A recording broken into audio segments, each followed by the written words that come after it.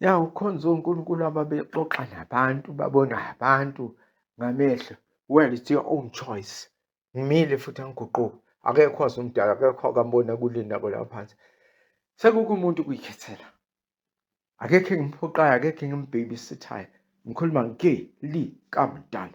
Ngisho nabaphansi bonke futhi. Nenani bebiza ngabaprofeti, nenani babiza ngenyanga enkulu, nenani babiza noma ngani, nenani babiza ngama-heroes wenu. Akekho wakobona umdali kwelaba phansi. Abaphansi abanamaqiniso bonazitha ngalokho ngenxa yeli kamdala, ngoba akufuneki amanga kamdala. Webantu abababa, yimina-ke osho lokhu. Namhlanje ngithi ngizoziveza ukuthi ngingubani, ukuze ngalokhu qanjwa amanga nami ngathithi ngumuntu okhethiwe, obusisiwe, ongcwele njalo. Angikhethiwa, ngibusisiwa, ngingcwele. Ngingumuntu nje ngazo zonke iy'dlela zikamdala. Ngidla uphuthu, ngiphefumule i-oxygen, ngiphuza amanzi, ngiyaya futhi e-toilet. Angiboni ukuthi ukhona umehluko kimi nezinye iy'dala zamdala, siyafana nje. Okungamanga kakhulu nengafuni iloku bese ngathithi abantu besilisa abangcono kunabantu besimame ngenxa yamangalo ey'ndaba zo-Adam no-Eva. Siyafana nje sonke siyizidala zamdala. Kekho ozi ukuthi kudala nini futhi kuphi, ngani nakanjani. Ngakho-ke ngisoze ngaze ngathi mina ngingcono kunabantu besimame noma abantu besimame bangcono kunami. Yeyi, asazi lutho ngendalo. Umdali kuphela waziyo, yena kuphela ongcwele nothembekile kulinda kwalaba phansi.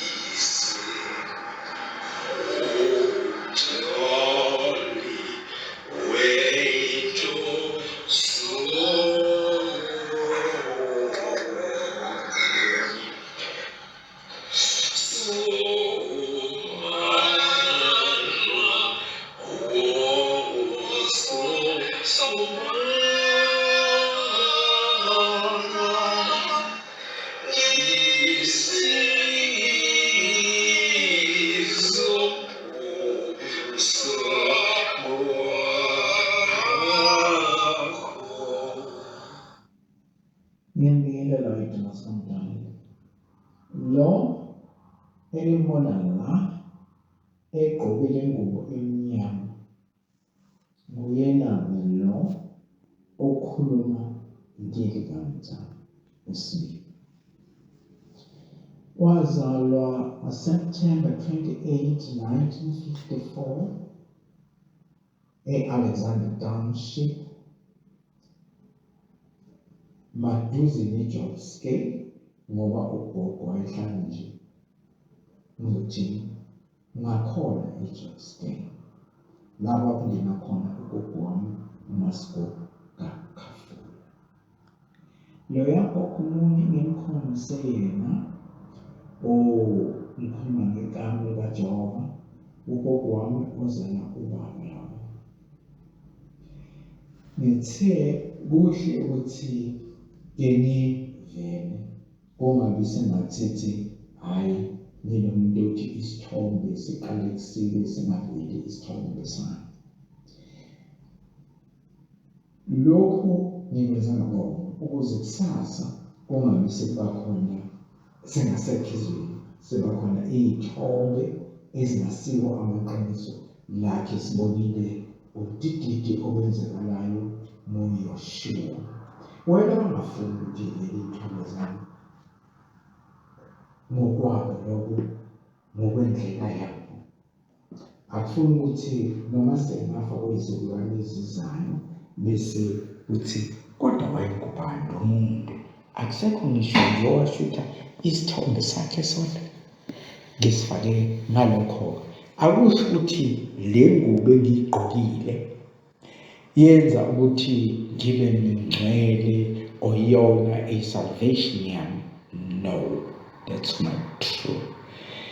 And iy'nwele zami lezi ukuba mpunga nentshebe, akukho lutho okungenza ukuthi sengihlukile kwabanye abantu ngentshebe impunga ney'nwele iy'mpunga.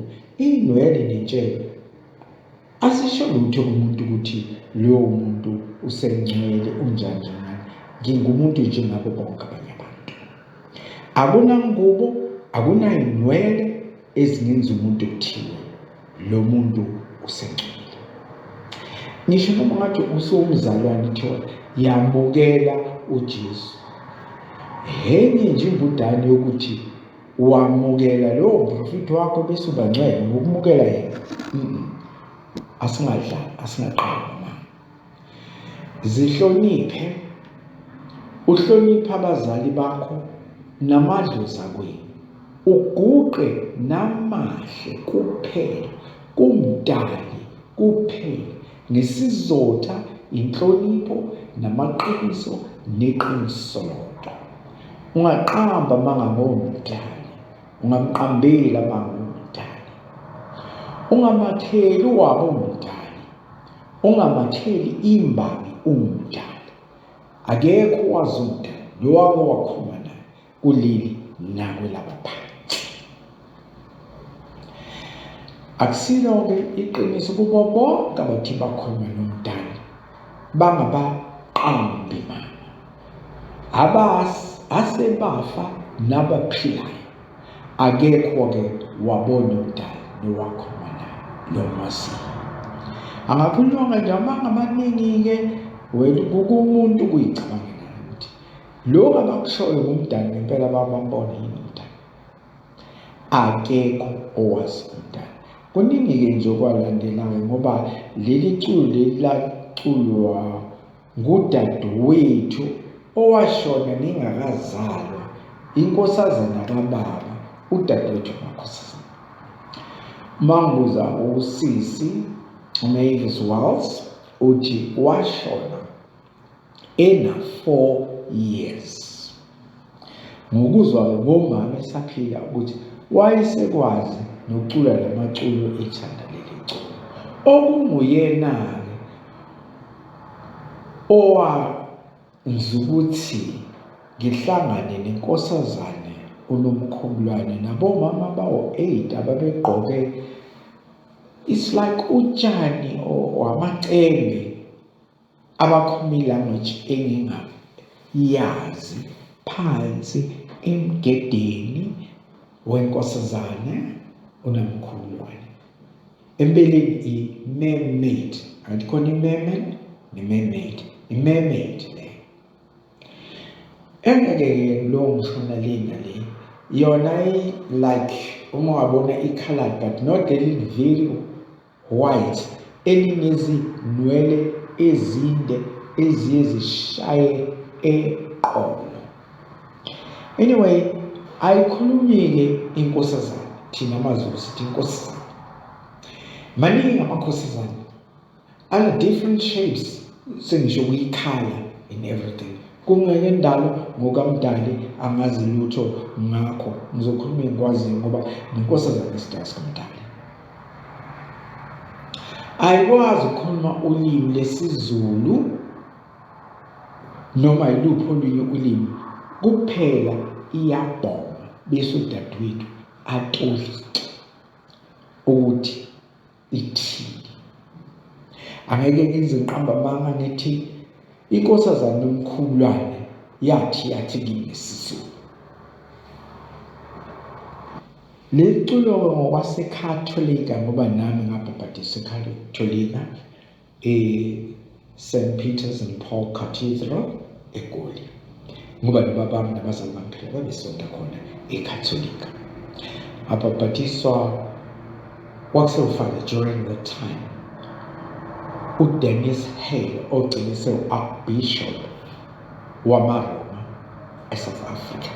Okuyena wafaka la magama amabili kimi wathi ucela abazali bami bangibize Dennis Hale, base befaka bona Lucky Mzimkhulu ngoba mangizwa ngomama esaphila originally wafanele amagama ami kube abe mabili, kube uNtsangu ongubaba kababa wami okusho ukuthi ngumkhulu wami, wayezosebenzisa igama uNtsangu Mzimkhulu.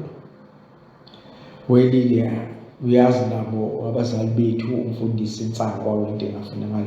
And then ngase ngiba uDennis Hale Lucky Mzimkhulu, avela kanjalo kumagama u4 ngoba yena ulifaka nje uthi kubazali bami ngicela ukuthi lo mntwana nimkhulise kahle abe ufate emaromeni agcine esengubhishophi emaromeni. Well, ake ngidluleke kuleyo.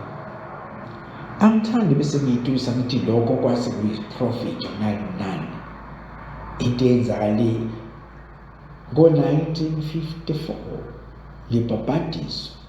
Anyway, nobaba wayeseba nakho nje angazi naye wayesethathaphi ukuthi athi nguzibhodla kwenyuke kubheke phezulu kwelama-watchtower, angazi wayethathaphi kodwa yinto nje umama ntshathi ubabakho bebiza usibhodla kwenyuke kubheke phezulu kwelama-watchtower, meaning ama-watchtower abawaziyo ahambe eshumayela ngoJesu yonke lento nami ngeke ngawabona ngelokishini esihambe ngene Wilson banedebate anyanyana awaphindanga ngene ngoba watshela ukuthi le ncwadi ingcolile inamanga ngabaphansi nomdali.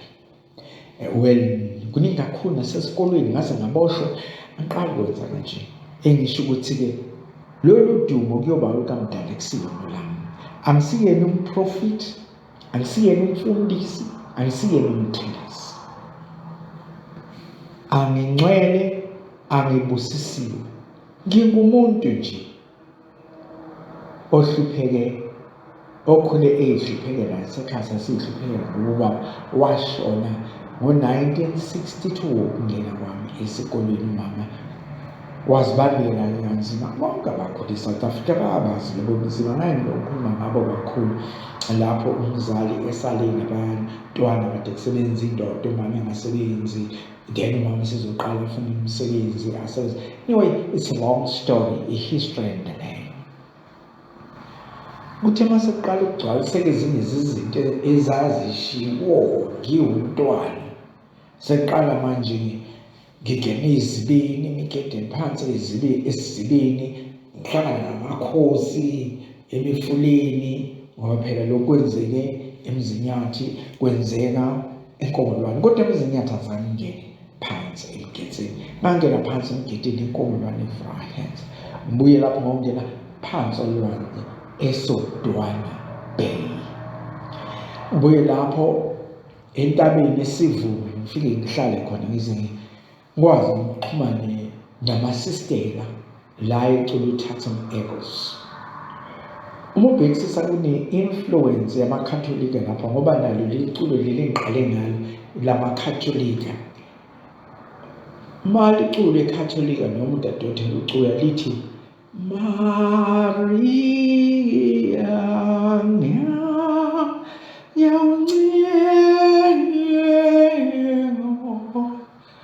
Maria nisize. I-lyrics ke yangahambelana ney'nkampani ngase ngashintsha njengoba uzwe sengicula kanje namanje. Uthe sisentabeni ngase ngizohlangana-ke futhi namasistela wamaRoma. Ukhumbule umdadewethu ngihlangana naye sekudala ashona. Amasistela amaRoma ngihlangana nawo sekudala ashona. Baningi ngeke ngiqede mangabala laba nalaba. Entabeni yaseZulu ngaphambi kokubona umuntu omemezayo sengizohlangana namasistela-ke nawo ecula elesilathini lasemaromeni. Ngashintsha-ke amagama kodwa-ke emaromeni bayalazi abasuthi emaromeni elicule lithi Tatum Eagles Sacramentum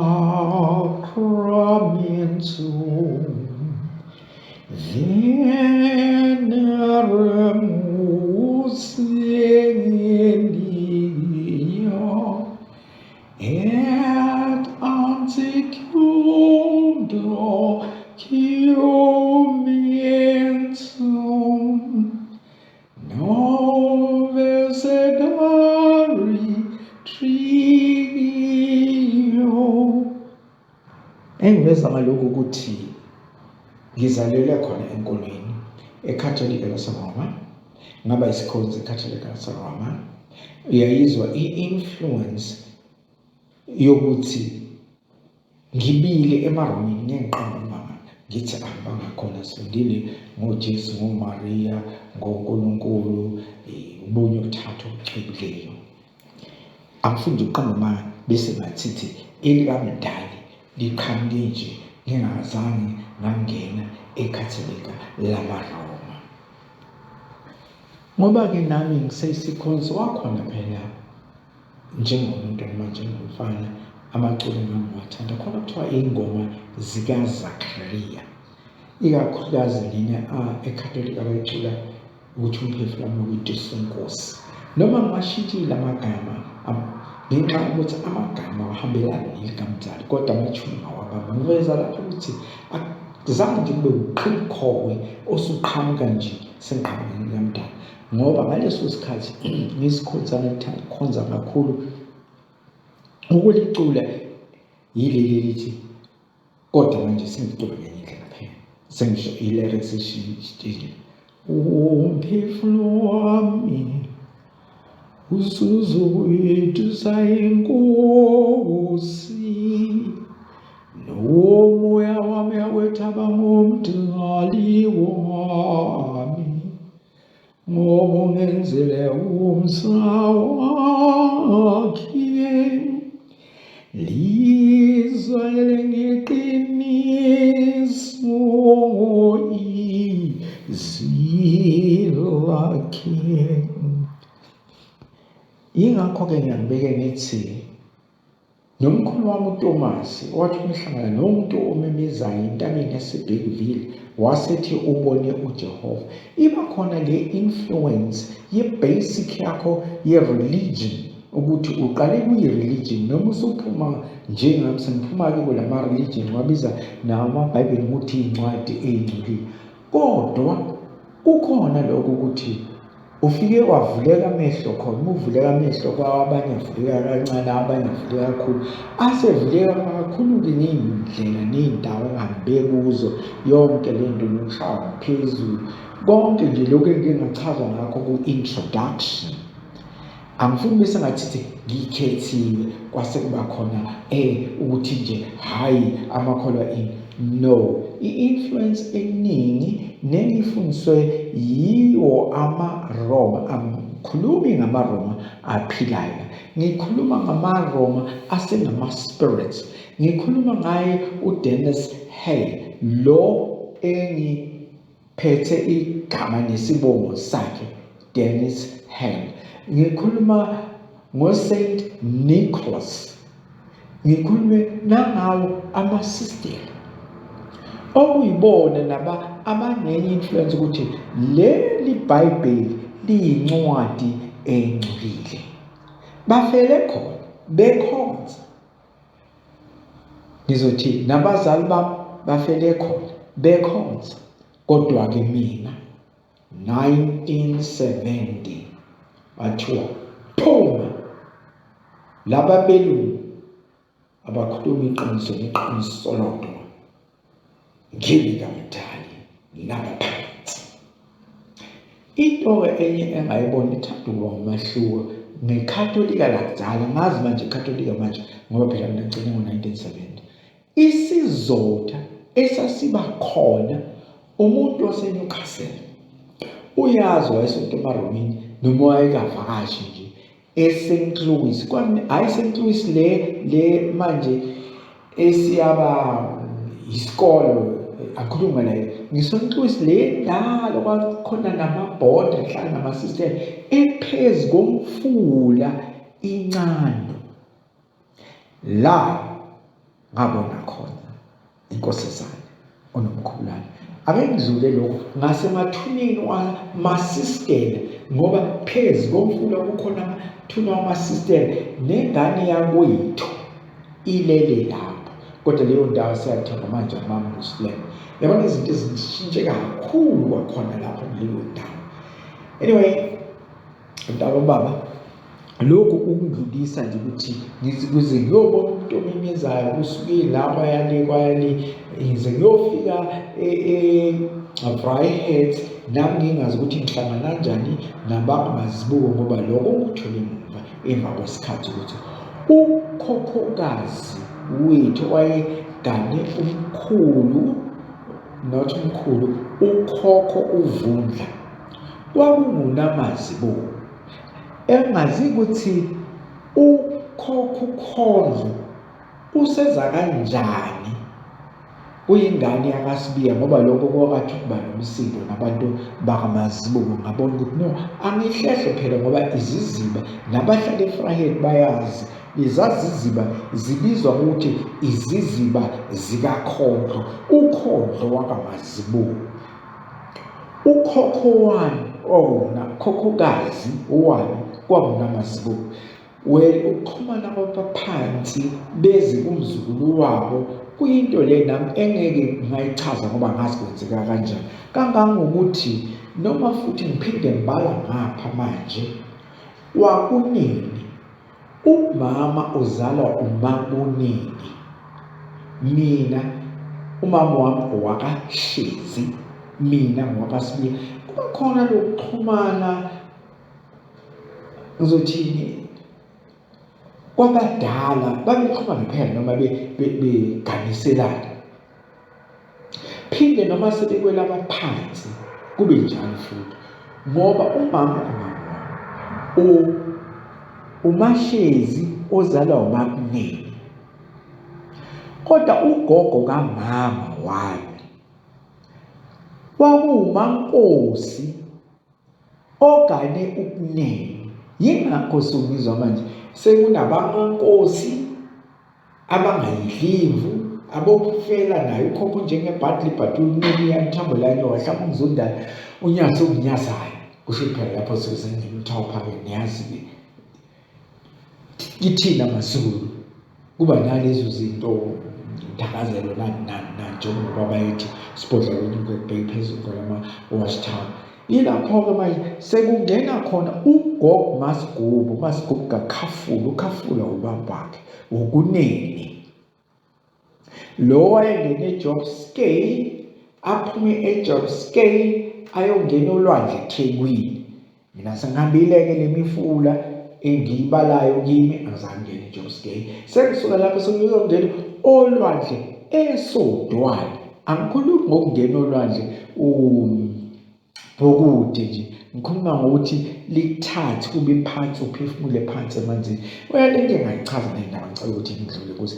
Ngizama manje uku-highlight ukuthi lesi sithombe salo muntu othi washaya izulu yayi-13 elinye lamshaya lamphakamisa. Sengithi ngiyawulahla lo msebenzi ngalizwe izwi lomuntu omemeza athi ngizokushaya ngogqiba esiganeni ngeke bathole ithambo lakho ubuyeka lo msebenzi. Ngaphi-ke kokuthi thiwe loku nje kuqhamuka nami ukuhlakanipha amadimoni inani. Ungakhuluma ungalazi mfemdala. Wazi lamabhuku anamanga. Futhi ngimila mgoqo lo. Lamabhuku okuthiwa ngcwele wama-Abrahamic religions wonke anamanga ngaphansi nomdali. Mhlawumbe amanye amakholwa azophatheka kabi. Bathanda ukuthi ngabe ngiyaxolisa ekutheni ngibize amabhayibheli wabo abawathembayo abathi abafundisa ngoNkulunkulu abathatha ngokuthi angcwele. Mina ngithi angcolile. Yingakho ngathatha ngalishisa entabeni yaseZulu ngabonga kuMdali ngathi Nkosi, uma ngalelela le ncwadi ngingakuthuka kunokukukhonza. Engikhuluma iqiniso lento engakwenza emva kwalokho ngabuya-ke ngaboshwa ngangena under house arrest. Bakhuluma nami nje politics undertone lokhu nalokhu ngiboshiswa abafundisi ngoba phela nabo bafanele baphenike. Incwadi yabo lena bayibiza ngokuthi ingcwele. Mina ngisasho namanje ngixolisi ngithi ingcolile. Akekho umdali wakathumela abantu ukuthi ababulala abanye abantu baqhiyaza abanye abantu. Uma ungabhekisisa umlando wale nkolo nokuthi zihlume kanjani, zihlume ngegazi labantu abangenacala bephoqwa ukuthi bazemukele. Zikhule kanjalo njengoba uyithola zima-billion uma ubala iy'namba zabalandeli bazo. Hayi ngoba babethanda abazali bezingane zabo, babephoqiwe nabo iy'dala zabo zayivikela iy'mpilo zabo. Ngifuna ukuthi kulaba bathi fanele ngiyaxolisa ngidukisa abantu bonke ngendaba, noma ngabe ukuyi-Judaism, noma ngabe ukuyi-Christianity, noma ngabe ukuyi-Islam. Uma ningakahlangani emhlabeni nina bama-Abrahamic religions, nithathe isikhathi senu kubonakale nixolisa kumdala ngokumqambela amanga nabaphansi. Nixolise ukuthi abasunguli bey'nkolo zenu babebulala iy'dala zikaMdali.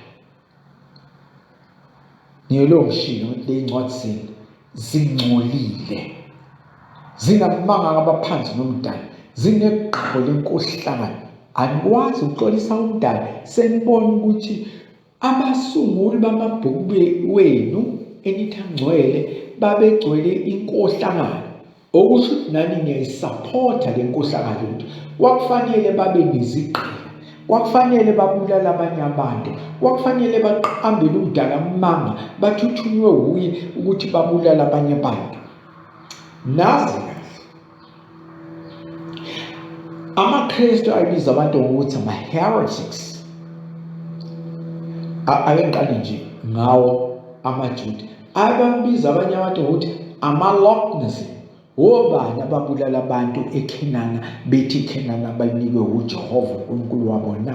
Sebeshintsha uNkulunkulu wamashasu sewuNkulunkulu wabo na? Akusibo abaJuda na? Beholwa uJoshua na? Bake baxolisa yini ngalokho? Ngoba kwalabo bantu ababebulala lezo zizwe zaseKhenana kwakuziyidalwa zikaMdali. Lowo uNkulunkulu wabo akasumdali, othi akubulawe iy'dalwa zikaMdali. Ngiyala ngasomdali ngize kumaKristu, nawo-ke asetshela ukuthi uma ungamukeli uKristu uyi-heretic. Babhala death to the heretics, ukuthi ababulawe abangamukeli uKristu. Wawusayina uPaul Sylvester kanye noConstantine Umthetho. Kwaqala kwaba nani? Nama-Crusaders, the first Crusaders and the second Crusaders. Kwaqhubeka-ke nje kulokubulawa ama-heretics. Ngibuye manje ngize kuyi-Islam. I-Islam yona-ke uma ungamukeli u-Allah ubizwa ngokuthi uyikhafula. Kangakanani ngisho nanamhlanje basabulala amakhafula. Ungamukeli u-Allah ukhafula ngo ama-caliphs enzani? Yenzeni i-Islam kuzindaba zikaMdali? Ihamba ibulala nje ngoba kusho bani? U-Allah. Okunye-ke nabaphila kulesikhathi esiphila kuso babonile ngisho ingane ezalelwe kwi-Islam, uma iphuma ishiya i-Islam iyabulawa kukhala zona izingane zabo ezibulawayo. Lokho ngakufunda nami, ngakubona kwi-hadith, ngathi ihlazo kelile ukuthi uma ushiya le nkolo sekuvuleka amehlo bulawa, kusuthi akufuneki uvuleke amehlo hlakanipha. Anjalo-ke ama-Abrahamic religions achuma noma ahluma ngegazi labantu abangenacala. Lokhu kuqambela umdali ukuthi onkulunkulu babo bangumdali bathi nonkulunkulu babo ukuthi ababulala iy'dalwa zikaMdali. Amanga sadinga kabona zonke lama-Abrahamic religion. Angahlali nanabalandeli abakhona manje, noma ngayiSayoni, noma ngabe uyiNazaretha, noma ngabe uthi uyini, uyihleshi, uwesele, uyiRoma. Nisadinga ukuthi nibone ukuthi ninxusa kanjani umsamdali, nixolise ngokwenziwa abasunguli baley'nkolo zenu kuziy'dalwa zikaMdali. Umsa wenkosi uphezu kwabayisabayo kule ndawo labaphansi. Lo dumo kuyobo likaMdali kuphela.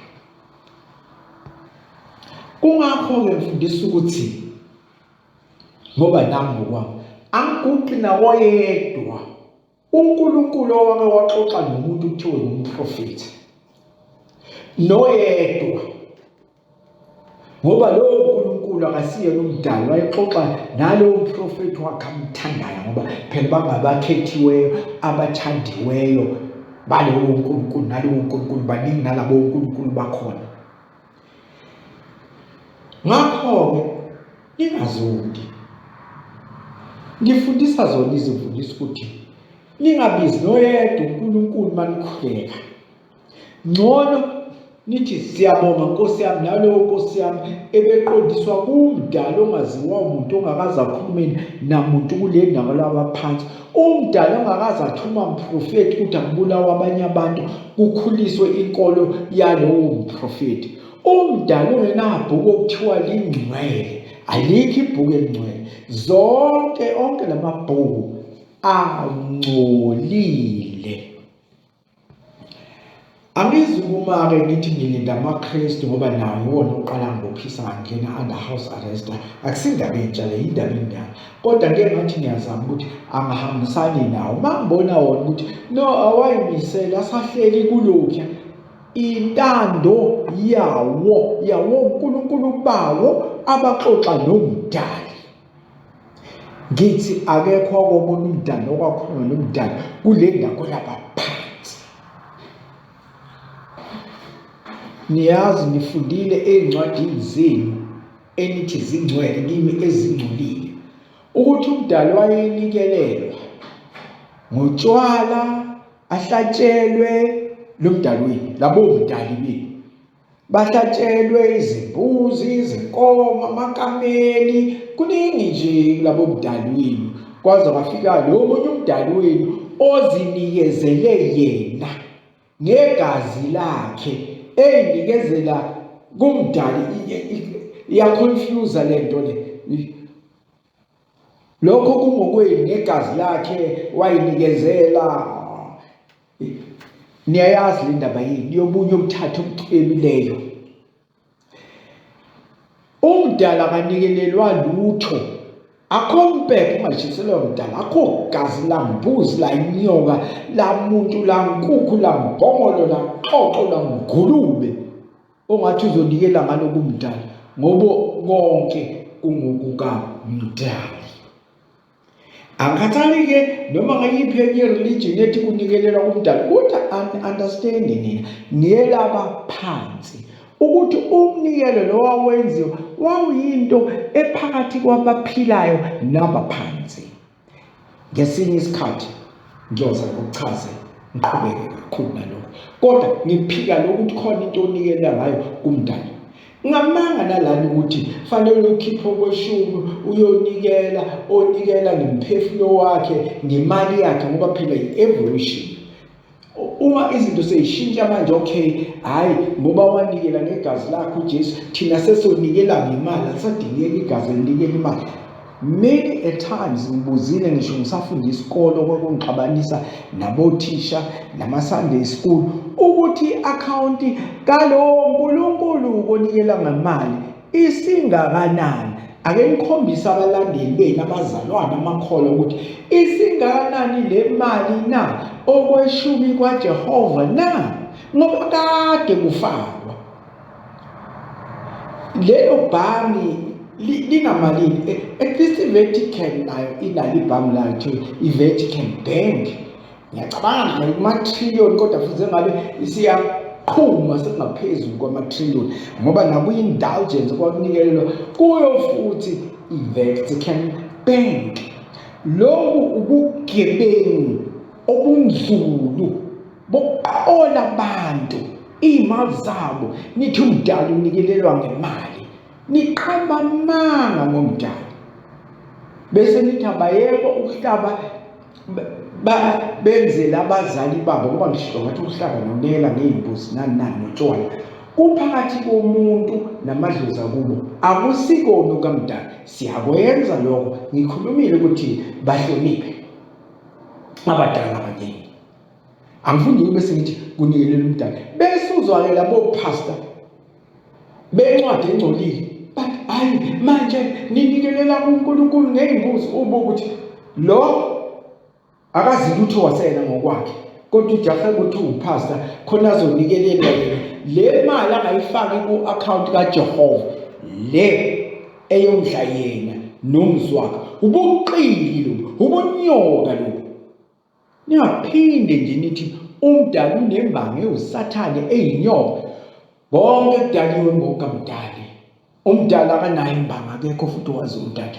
Inyoka yinina eqamba amanga ngomdali nabaphansi. Nizinyoka ngoba nifuna ukuthi ngifuna ondliwe nina mavila ndini.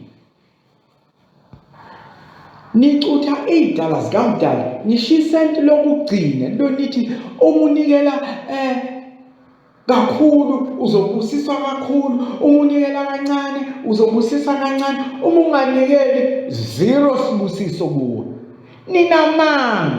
Ninamanga nizondla nina ngale imali.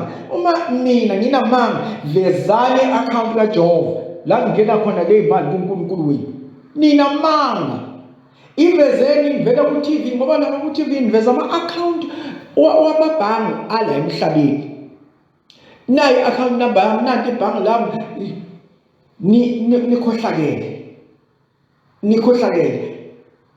Bese nibona ukuthi iy'nyanga zona uma yifaka ama-akhawunti wazo zikhohlakele. Nami ubhekani ukukhohlakala kwenu okwenu kungetulu futhi kokwedinyanga. Nifundise inkohlakalo la. nithi izono zenu zithethelele ngegazi lemvana. Phatha nina ngokwenu seniyakhuleka, babethu osezulwini, thethelela izono zethu. Ngani? Ngegazi lemvana. Ake nibe short and direct. Into eniyikhulumayo nenikhulekayo niyizwe.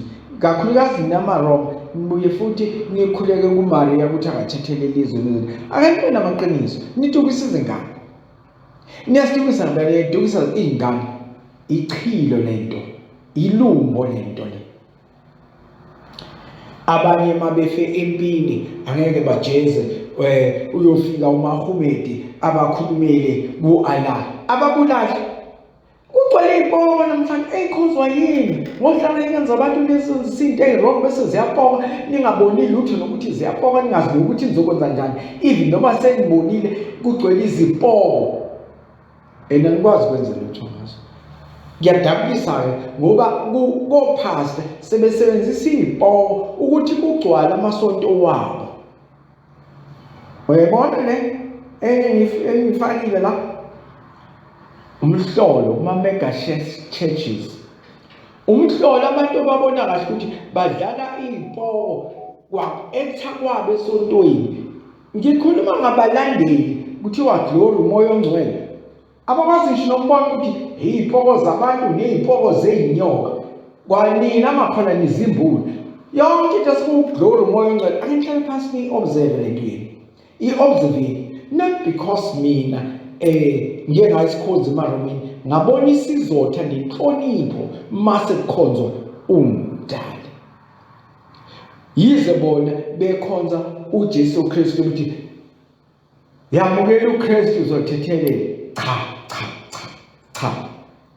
Angabelana salvation iba khona ukuthi umukela uKristu noma umukela uMuhammad noma umukela any prophet okungamanga ngakho umuntu owakhuluma noMdali la.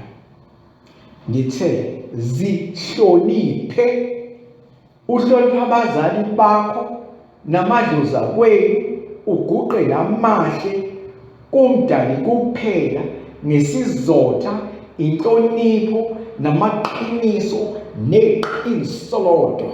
Ungamphapheli uMdali, ungamqambeli amanga, ungaqamba amanga ngaye, ungamakheli uwabo labo abangamaprofeti bini. Sebenze uwabo kaMdali. Nonke nani eNazaretha, nani kwaShebe, laba profeti benu sebe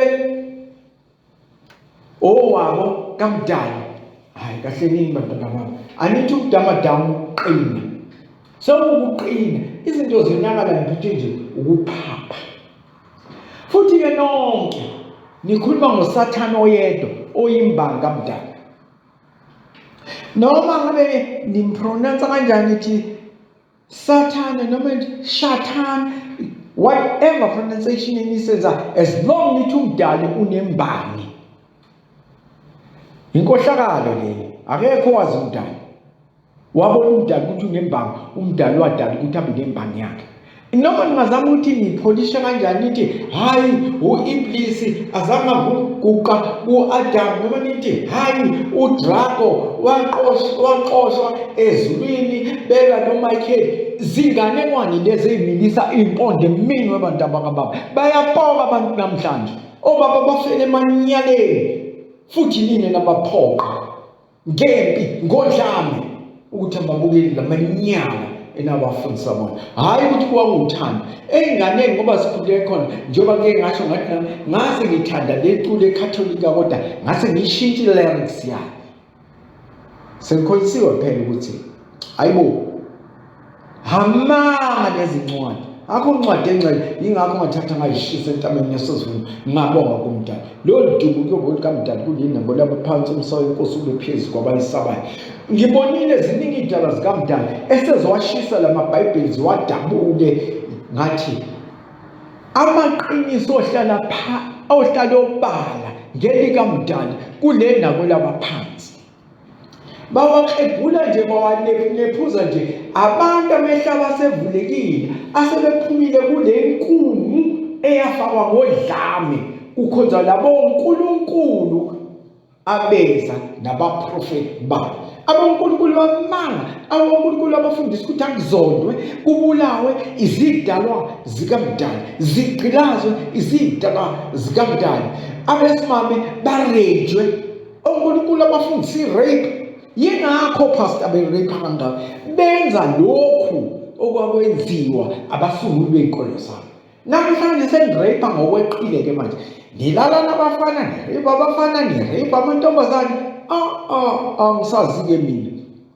Abona-ke namantombazane, njengoba bese rape nje bona, hayi kungcono siyilalele ney'nyoka, yazi amanye asilalela nezinja. Ngisho eSouth Arabia kukhona amantombazane alaliswa nezinja, khona la eSouth Africa alaliswa ney'nyoka. Angazi i-Afrika amantombazane bengani ukuthi nenzani, zisoleni nina, nisole futhi abasunguli baney'nkolo.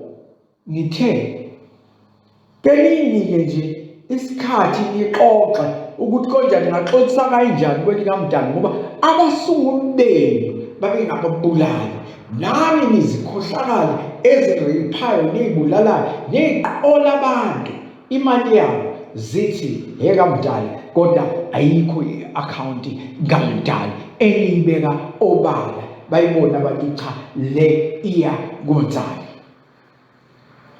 Nisenza inkohlakalo kodwa niyenza ngendlela ehlukile. Phumani enkohlakaleni yenu, kuyonakala. Bhekani manje kwenzakalani kini bazalwane, nani Zayoni. Kugcwele ubuthakathi nje futhi Zayoni, nakubazalwane kuwophasa sekunuka nje umuthi ubuthakathi. Nithakatha iy'ngane zabantu ukuze zinondle. Nikhohlakele. Ake niyinuke amakhwapha ukuthi uma usuguqile ngapela ukuthi ukonza inkosi, unyembeza wakho uthini, wazi kahle ukuthi usebenzisa umuthi, umoya wetshe, ungumthakathi. Kwelaba phansi uyohlangana namaqiniso neqiniso lodwa ngenxa yelikaMdali. Umsawuli wenkosi ube phezu kwabayesabayo kulina kwelaba phansi, lodumo kaMdali kuphela kuzo zonke iy'ntanga zakhe uMdali. Niphethe nizosifundelela ngokuthi ezulwini kuyoba ukuthi nanamazulweni awafani nje. I-Islam ibeka ngenye indlela, i-Christianity ibeka ngenye indlela, badumelane phezulu, babulalane bona mase kubulalana kodwa niyakuliphi izulu. Ingathi ani-understandanga into eyasho uZarathustra wathi bridge of judgment. Angikhumbuli amaZarathustrans ethi izulu. Anyway, baningi abakhulume i-heaven namhlanje. Wonke umuntu i-heaven, izulu. NaseNazaretha uyabashembe ezulwini lesithathu, lesine, lesingane. Mangaki amazulu akhona? Abanye basitshela amazulu awu-7, abanye basitshela awu-3, abanye basitshela eli-1. Mangaki amazulweni? Funani iqiniso neqiniso lodwa ngenxa yelikaMdali. Ningayiphapheli inkosi, ningayiqamela mama. Mangithi inkosi nisho inkosi uMdali. Mhlawumbe kuyakuzwakala kwingabi kwesinye isikhathi nami isiZulu angisazi ngokuphelele kodwa ngumZulu. NgingumZulu nje, ngikhule ngezwa ukuthi amaZulu mayekhuluma ngoMdali akhuluma ngoMvelinqangi, abuye ashintshe ukuthi uMvelinqangi amenze uNkulunkulu. Ngase ngithi mina uMvelinqangi kimi ngokuchaza kwami ngumdali lo ongakaze wabonwa umuntu, ongakaze wakhuluma nomuntu. Kodwa kunamakhehla nawo sebenza eMagoli, emaThekwini, ahlala emahosteli, abuya la eseqamba mama athi akhulume noMvelinqangi. Nani makhehla kaZulu, ake niyekela mama, akekho wazi uMdali. Okungenani manje ukuthi kukhulunywe lokho akuqhutshele. Ungitshela ukuthi izwi laMvelinqangi linjani. Wabona uMvelinqangi? Akekho wabona uMvelinqangi. Awukwazi ukubona uMdali. Ninamanga. Baningi amakhehla kaZulu anamanga. Nize nibe namanga nangabaphansi. Angiphathi-ke manje kuleza ngoma ezintsha ezincane. Ugcwele nje umthwalo. Kunoka nje amanga uma bekhuluma ngabaphansi. nesisabantu ezinto ey'khohlakele ezibona ngisho namuntu ongaziyo lutho ngedlozi ukuthi hhayi lo mngoma sekunjengokuhlala. Oqala ke understand ukuthi yini isangoma. Isangoma umuntu okwazi ukuxhumana nedlozi libhule, hhayi lezingcaba enzenzayo, hhayi lokuthwaleni kwenzayo. Amanyala lento eseniyenza emanzini namasonto ngiyabona nigijime lezi zinto enizenzayo nifulele, hhayi akusesibo umngoma, nenza nje ubuthakathi as well as kwakwahanyana ngena ney'mbuzi emanzini, nenza nje ubuthakathi njijela iy'mali azi nothenga amakhosi. Nake nabona apho amakhosi ethenga ahamba kusiphi isitolo akhiphe ley'mali athenge ngazo. Ngithi amakhosi ngisho iy'nyoka ey'nkulu lezi zisemanzini. Akukhulumi ngento engayibonanga ngisho, ngikhuluma ngento face to face, eduzane, close proximity, into ukuthi ingango 2 meters kusukela kimi nayo. Amehlo ami-ke even nolwandle ayibona i-distance engango 2 meters. Anyway, kulungile abantu abami sekuzwakele ezweni lomoya. Ngibonge bonke labo zidalwa zikaMdali eziwashisayo lamaBhayibheli lezincwadi ezingcolile, zembulele amaqiniso neqiniso, hhayi lokumbulela kwalabaqambimanga abambulelwa ngamabhuku wamanga. Uma umbulelwa ngamanga usengumangasi kwasawena ngokwakho. Abantu amaqiniso bayishisa lezi zinto ngoba sebebona ukuthi lokhu kwakuzogqilaza nje iy'ngqondo zethu, futhi kunamanga ngaba phansi noMdali. Uma ngidumisa uMveli-Qanga, bantu abababa, ngidumisa uMdali, lolu nje engilibekayo lolu lezulu, kodwa hhayi lo Mveli-Qanga abantu bake bambona iy'nani. Amanga wamakhehla namanga la makhehla anamanga awakwazi kwesaba uMdali, afuna ukuyikhukhumeza ngamanga ukuthi nawo-ke asazi uMdali. Amesabi ukuthi njengomZulu ngibeke nje ngithi uMveli-Qanga uMdali ongakazi wabona umuntu akasiyena lo uNkulunkulu, ngoba manje yonke into nifuna ukuthi niyenze parallel nalezi zinto eniyifunde kule ncwadi engcolile. Ayikho nje into engizoyenza izama ukuthi ihambe parallel nalezi ncwadi ezingcolile. Yingakho ngithi elikaMdali, uma wena namadlozi akho amahle seliguqa uMdali kuphela, idlozi elingakhonzi uMdali liyinkinga. Liyinkinga, linamanga, linenkohlakalo, lifundisa abantu izinto ezirong. Yilawo madlozi abuswa abantu ngomuthi. Idlozi selithwethu, idlozi selenzela lokhu, sekuqabana imindeni. Yilezo zimpoko ezisetshenziswa abantu ngomuthi. Qaphelani, funani amadlozi anesizotha esaba uMdali, nidumise kanye nawo amadlozi esaba uMdali ngeqiniso leqiniso lodwa lokwazi ngani na ayoziveza akhuleke, niwabone futhi ikhuleka uMdali ngesizotha nenhlonipho namaqiniso ngeqiniso lodwa. Webantu abakababa, hhayi ley'mpoko okudlalwa ngazo zidlale ngani, nisho iy'mpoko zey'lwane, zey'nyoka, zey'nhlanzi njengalezi ayisenza uTB Joshua. Ningizwile bantu abababa, sengizolicula nje njengomnguni ngoba ngingumnguni isidalwa sikaMdali, futhi bonke abantu India yini mangithi abantu ngishida zikaMdali ngixube ngisho iqoqo ini konke okudaliwe okuphefumulayo, sonke siphefumulayo, i-oxygen okusemanzini okukuphi, yindalo leyo ekudalwe nguMdali, ziyidalwa zikaMdali. Mangizale kubantu la manginyawo ezimbili, izandla ezimbili, amehlo amabili, ukuthi ukhuluma luphulimu, ibala lakho linjani kimina, useyidalwa sikaMdali. Uney'nwele ezinde, uney'nwele emfishane, usiyidalwa sikaMdali. Sekuzwakele uyidalwa sikaMdali. Nanti-ke ake ngicule. Ngiyabonga abantwana bababa, umsawa wenkosi ube phezu kwabayisabayo kulina kulaba phansi. Lo dumo ubone kaMdali kuphela.